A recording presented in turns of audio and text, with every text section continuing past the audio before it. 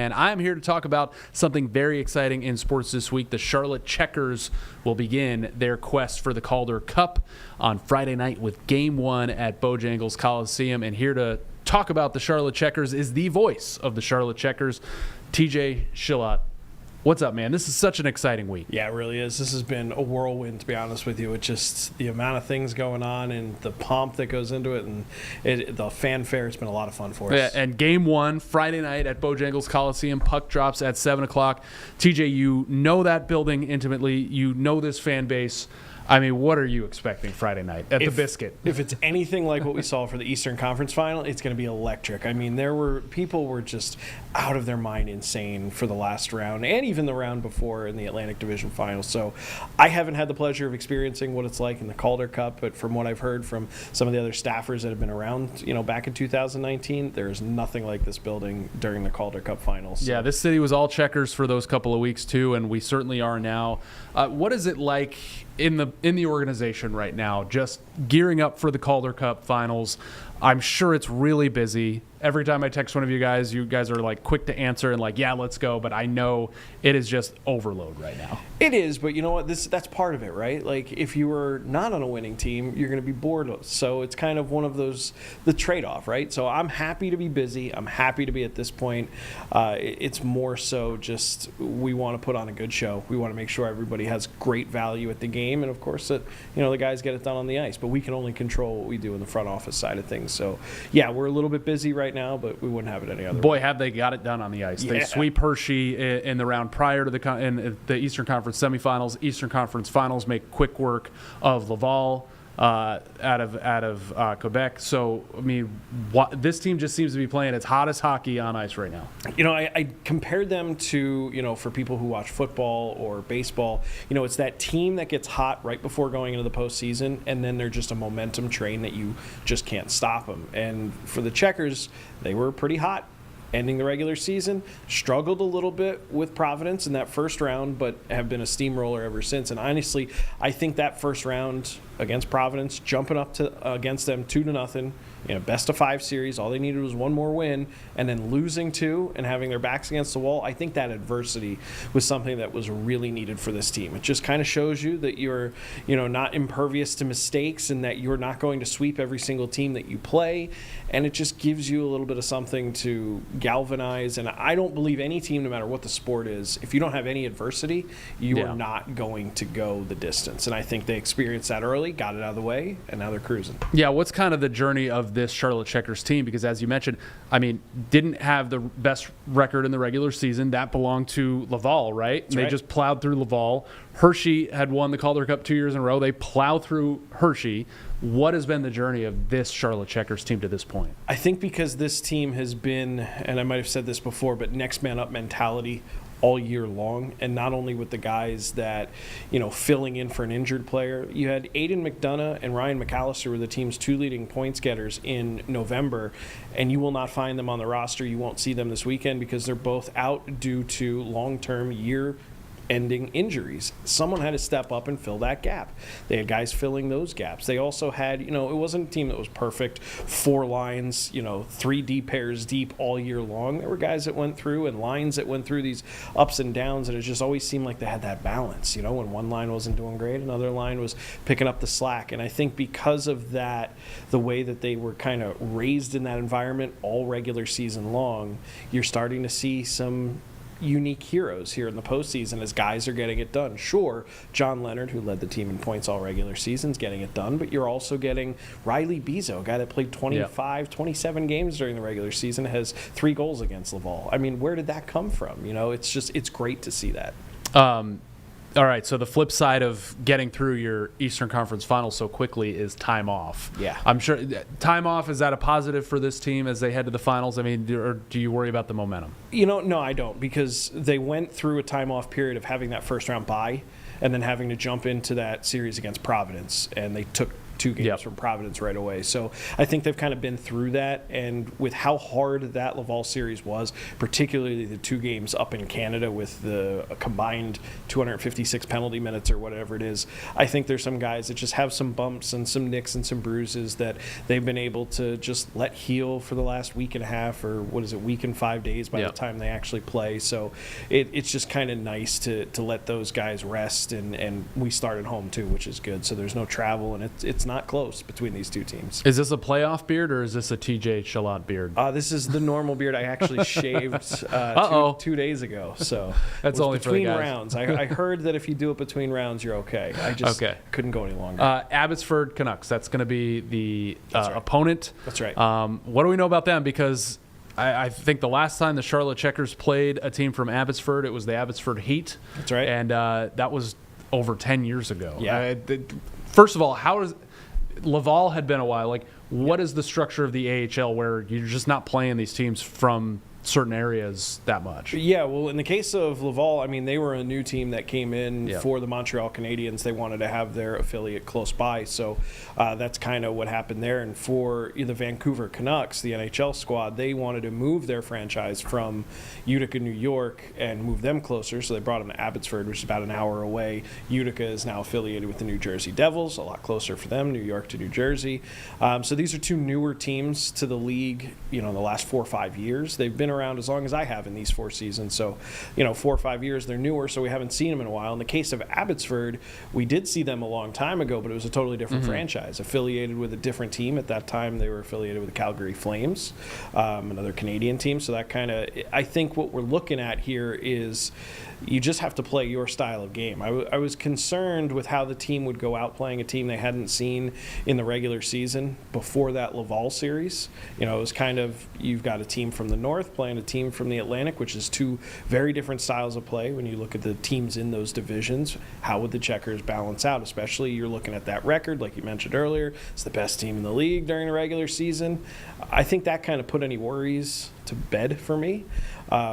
We'll see how they do against this Abbotsford team, because everybody's asking me during the Abbotsford and Texas series when things were still going, like, who do you think, who do you want to see? And I was like, well, you're truly looking at 2 different sides of the coin. You've got the Texas side, which they can score almost at will, but their back end is a little bit weaker. Or you have the exact opposite of that in Abbotsford, where their offense is okay, but it's really their back end strength. And so for me, it was, what do you want? It's whatever you want. And I think the Checkers do match up well against Abbotsford. They have great goaltending and great defense, but I don't think they're quite as fast as this Checkers team, and I don't think they've seen anyone that can score like the Checkers can.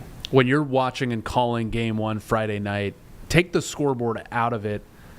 What are going to be the landmarks you're looking for as the Checkers are on the ice to say, okay, they are playing their hockey right now? If they're spending more time in the offensive end than they are in the defensive end, that's just been a staple of this team all year long. You go back to Game 5 against Providence, it's the elimination game, right? Both teams have their backs against the wall. Winner moves on, loser goes home.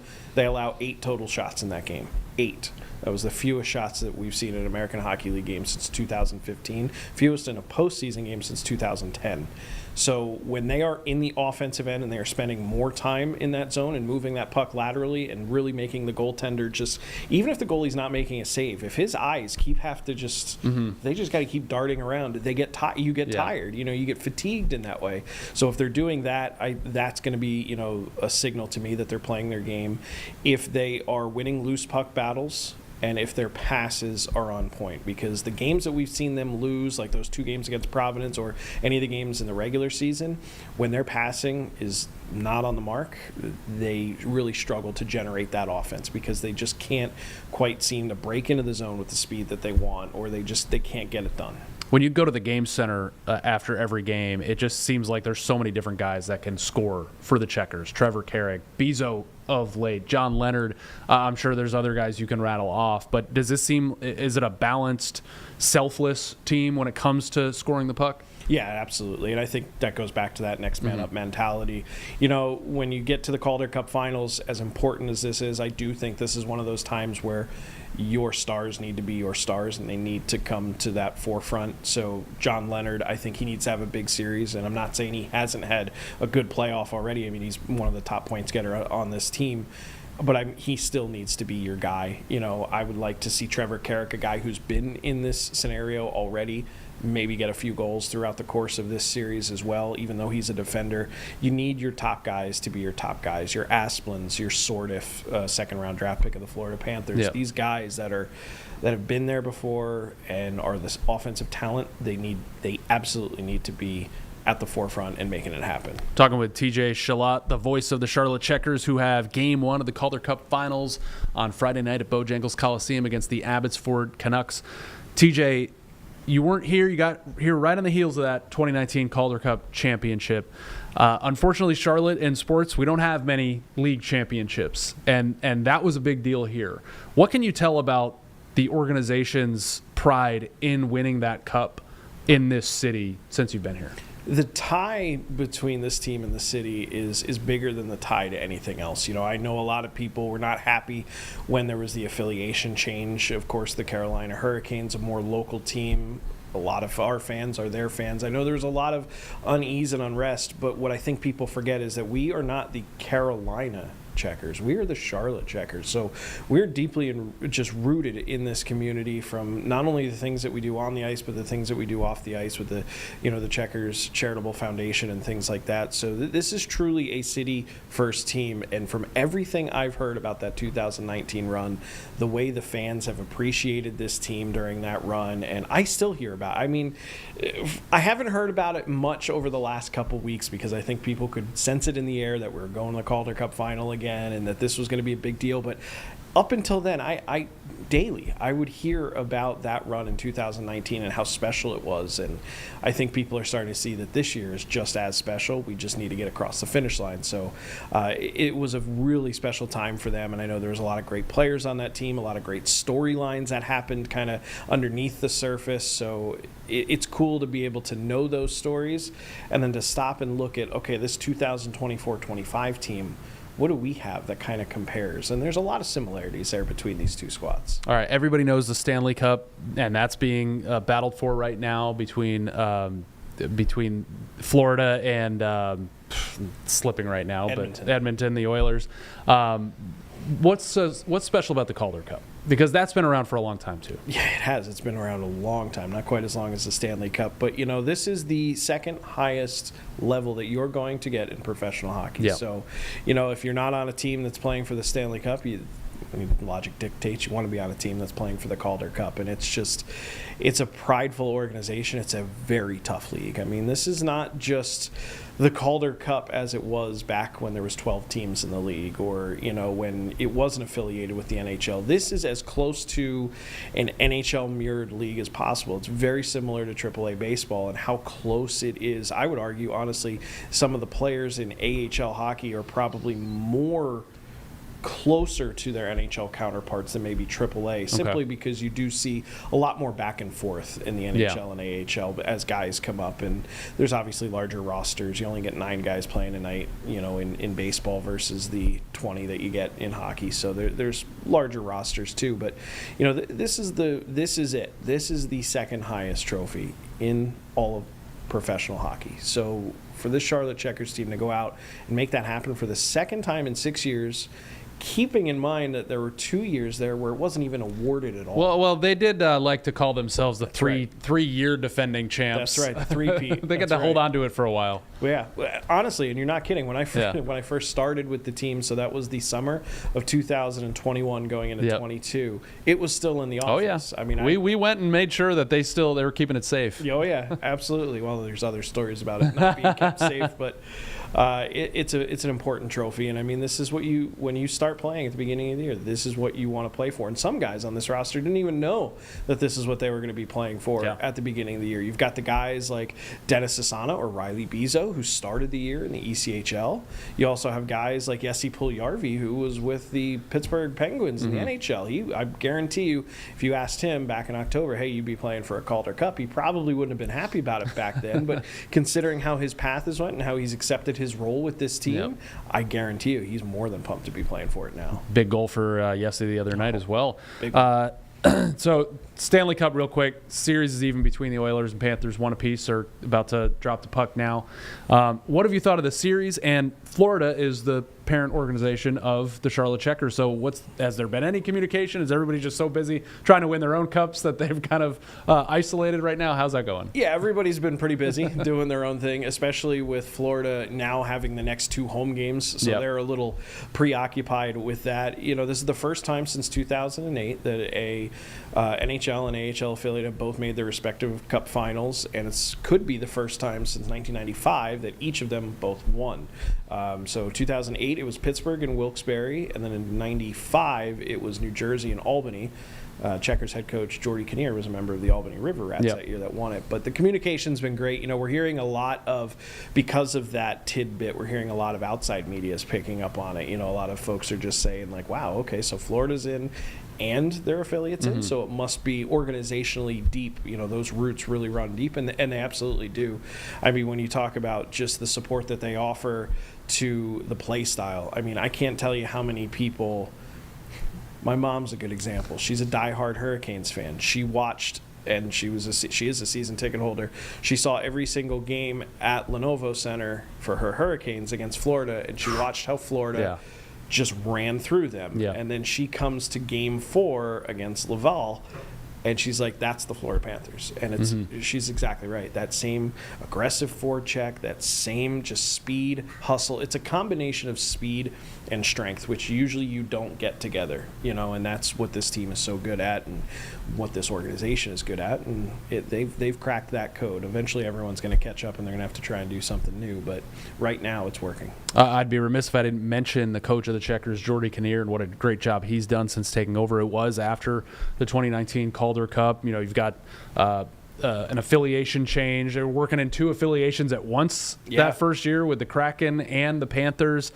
Can you just speak to the job that he has done with this franchise and especially with this team right now? Yeah, I mean, so he's on his 8th year now as the head coach of the Florida Panthers AHL affiliate. So he was 4 years in Springfield when they were previously affiliated with them. Comes back to Charlotte because he was formerly an assistant. Here, Exactly. So he comes back to Charlotte now as a head coach. And like you mentioned, his first year in Charlotte as a head coach, he's got dual affiliation that he's got to deal with. He's got Dan Bilesma, a former NHL coach, a Stanley Cup winning coach, an Olympic gold medal winning coach, as his assistant because he was placed there by the Seattle Kraken. So you've got an assistant coach who they're great friends, and they were able to bounce ideas off each other. But I'm sure when he first got here, he was kind of like, oh, man, my first year I can't even pick my own assistant coach and things like that. So he is so level-headed, and he is so focused on the important things, what is the next task? He will never sit there and say that everything was 100% perfect because he knows that perfection doesn't exist.